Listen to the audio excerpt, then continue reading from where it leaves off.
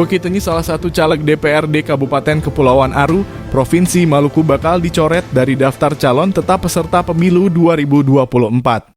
Iya, ada salah satu caleg Aru dari Parpol Nasdem yang kami perintahkan kepada KPU Aru untuk mencoret yang bersangkutan dari DCT Pemilu 2024, kata Ketua Bawaslu Maluku, Subair, Senin 18/12/2023. Subair menjelaskan sebelumnya Panwascam Aru Yadi Saleh menemukan adanya dugaan pelanggaran administratif pemilu yang dilakukan KPU Aru. Temuan tersebut kemudian disampaikan ke Bawaslu Maluku untuk ditindaklanjuti sesuai ketentuan perundang-undangan.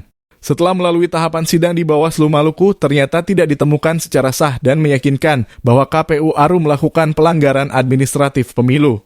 Malah Wekiteni yang tidak memenuhi syarat sebagai calon anggota DPRD Aru dari Parpol Nasdem.